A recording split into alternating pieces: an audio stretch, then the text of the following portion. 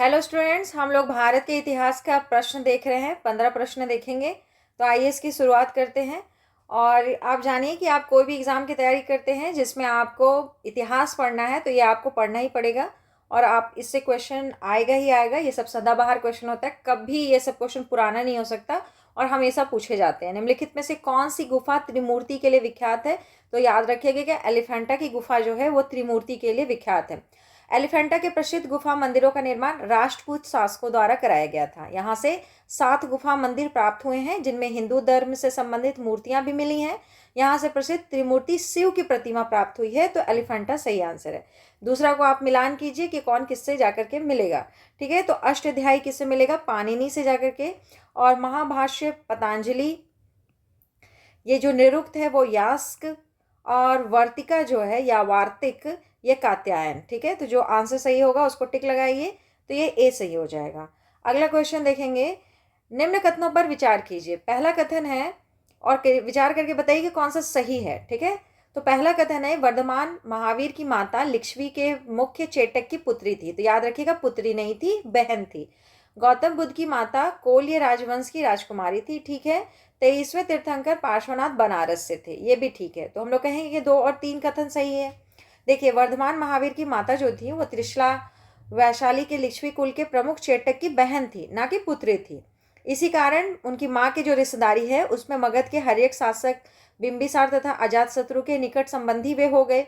और एक बात और याद रखिएगा कि 23वें जो तीर्थंकर है पार्श्वनाथ का जन्म वाराणसी में हुआ था और भगवान महावीर से लगभग 250 वर्ष पूर्व पहले ही, मतलब पूर्व या पहले ही हो गया था। ठीक है। चौथा नंबर क्वेश्चन, उत्खनित प्रमाणों के अनुसार पशुपालन का प्रारंभ कब हुआ था? तो इसका सही आंसर हो जाएगा ए, मध्य पाषाण काल में। याद रखिएगा, मध्य पाषाण काल के अंतिम चरण में पशुपालन के साक्ष्य प्राप्त होने लगते हैं।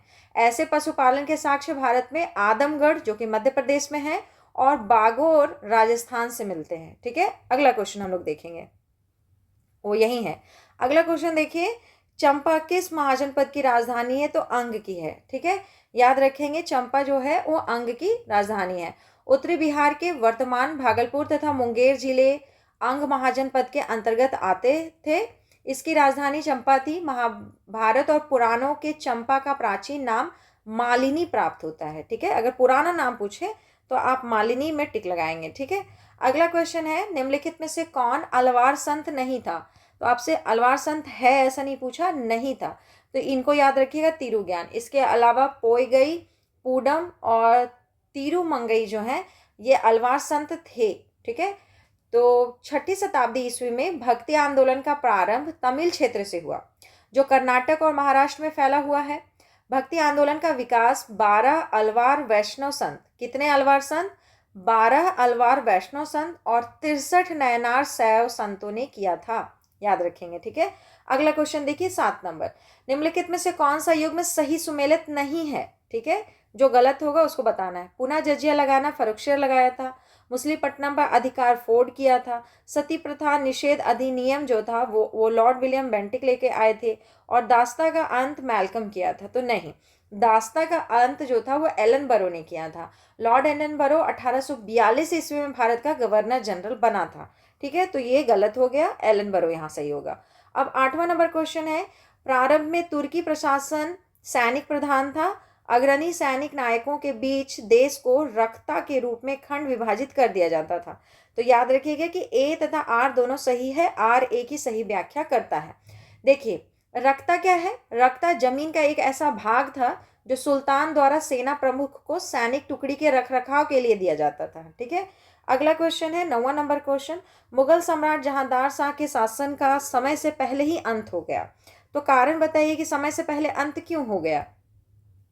उनके वजीर ने उन्हें गद्दी से उतार दिया? नहीं। सीढ़ी से उतरते समय फिसलने के चलते उनकी मृत्यु हो गई थी? नहीं। ऐसा तो हुआ था हुमायूं के साथ। हुमायूं सीढ़ी से उतरते हुए गिर गया था और मर गया था। एक युद्ध में अपने भतीजे द्वारा पराजित हुए थे, ये सही है।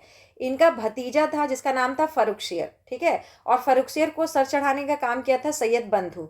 सैयद बंधु वही है जिसको हम लोग उस समय का किंग मेकर कहते थे, जो सुल्तान बनाया करता था। उसी के साथ के दम पर ये जहांदार शाह को क्या करता है, पहले ही गद्दी से उतार देता है। ठीक है। किस अधिवेशन में मुस्लिम लीग ने पाकिस्तान बनाने का अंतिम रूप से स्वीकार किया था? तो याद रखिएगा दिसंबर 1943 कराची। आपको इसके बारे में पूरा जानकारी चाहिए तो आप वीडियो मेरा सर्च कीजिएगा, एक प्लेलिस्ट है उसमें आपको पाकिस्तान का निर्माण करके एक वीडियो है, बहुत अच्छा वीडियो है, उसमें आपको सब कुछ मिल जाएगा। और याद रखिए पाकिस्तान बनने से लेकर के कौन बनाया, किसका विचार था, कौन सा सम्मेलन हो रहा था, ये सबसे क्वेश्चन अभी भी पूछा जाता है, तो उस टॉपिक को आप जा करके देख सकते हैं। ठीक है। 11 नंबर क्वेश्चन, वर्ष 1857 के विद्रोह के संदर्भ में निम्नलिखित में से किससे उसके मित्र ने धोखा दिया तथा अंग्रेजों द्वारा बंदी बनाकर मार दिया गया? तो सही आंसर है तात्या टोपे। तात्या टोपे के बारे में आप लोग जानते होंगे, ये रानी लक्ष्मीबाई के गुरु भी कहा जाता है। ये उनके साथ बहुत समय तक युद्ध लड़ते थे, 1857 का युद्ध भी लड़े थे। और उनके बारे में कहा जाता है कि एक उनका मित्र था जिसका नाम था मानसिंह, वही धोखा दे दिया था और अंग्रेज से पकड़वा दिया था। ठीक है। अब हम लोग 12 नंबर क्वेश्चन देखेंगे। निम्नलिखित पर विचार कीजिए, मृदा के स्वरूप तथा उपज के गुणों के आधार पर भूमि राजस्व का मूल्यांकन, युद्ध में चलती फिरती तोपों का उपयोग, तंबाकू और लाल मिर्च की खेती। आपको बताना है कि उपयुक्त में से कौन सा या कौन से अंग्रेजों की भारत को देन है। तो याद रखिए ये तीनों के तीनों में तीनों अंग्रेज लेकर के नहीं आए थे, तो हम कहेंगे कि इनमें से कोई नहीं। अब जानिए क्यों। पहला है मृदा के स्वरूप तथा उपज के गुणों के आधार पर भूमि राजस्व का मूल्यांकन। तो ये जानिए कि सबसे पहले इसको शेरशाह सूरी शुरू किए थे और उसके बाद अकबर इसको विस्तार दिया। और एक बात याद रखिएगा कि शेरशाह सूरी का जो जमीन से रिलेटेड जो मंत्री था वो कौन था? टोडरमल था। आप लोग आज तक पढ़ के आए होंगे कि अकबर का था, तो याद रखिएगा कि वहीं से अकबर प्रभावित हो गया था टोडरमल से। और फिर जब अकबर अपना राजगद्दी संभाला तो टोडरमल को अपना राजस्व अधिकारी बनाया। ठीक है।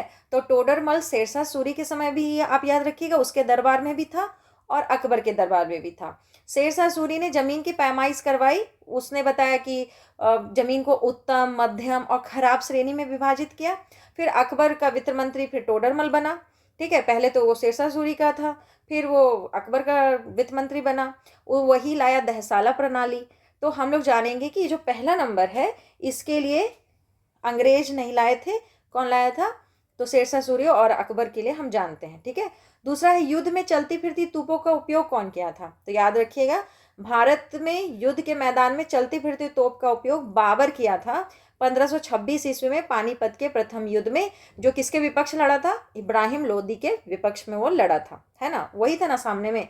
और तीसरा है तंबाकू और लाल मिर्च की खेती। तो ये भी अंग्रेज लेकर के नहीं आया था, इसको पुर्तगाली लाए थे। पुर्तगाली 16वीं और 17वीं शताब्दी के दौरान जो पुर्तगाली व्यापारी हुआ करते थे वो दक्षिण अमेरिका और अन्य क्षेत्रों से कई नई फसलें लेकर के आए थे। जैसे कि आप याद रखिएगा तंबाकू भी यही लोग लाए थे, लाल मिर्च तो लिखा ही है, आलू, टमाटर और मक्का भी यही लोग का लाने का नाम आता है। ठीक है। अब 13 नंबर क्वेश्चन, वर्ष 1929 में जारी किए गए दीपावली घोषणा पत्र का संबंध था। तो ये याद रखिएगा डोमिनियन स्टेटस से था। ठीक है। दीपावली घोषणा पत्र डोमिनियन स्टेटस से था। हाली पद्धति संबंधित थी। हाली पद्धति किसको कहते हैं? तो बंधुआ मजदूर से। देखिए भारत में बंधुआ मजदूरी को बहुत नाम से पुकारा जाता है। ठीक है। जैसे कहीं पर कहते हैं बेगार, कहीं सगरी, कहीं हाली। ठीक है। तो इसी को कहते हैं हाली पद्धति, यानी कि बंधुआ मजदूरी से रिलेटेड है।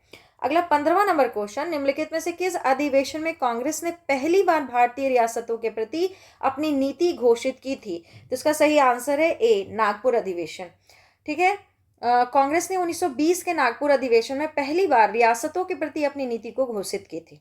ठीक है। तो 15 क्वेश्चन हो गया, जेपीएससी में आपको पूछा जाएगा। आप पेपर 1 के लिए तैयार हो जाइए। और अगर आप जेपीएससी के अलावा कोई भी एग्जाम की तैयारी करते हैं तो हिस्ट्री का पोर्शन सबके लिए सेम है, कोई अलग नहीं है। इसलिए आप कोई भी तैयारी कर रहे हैं जिसमें आपको हिस्ट्री पढ़ना है तो ये क्वेश्चन से बाहर नहीं आएगा आपको। तो आप इसको ध्यान से पढ़िए, खुश रहिए, पढ़ते रहिए। Thank you.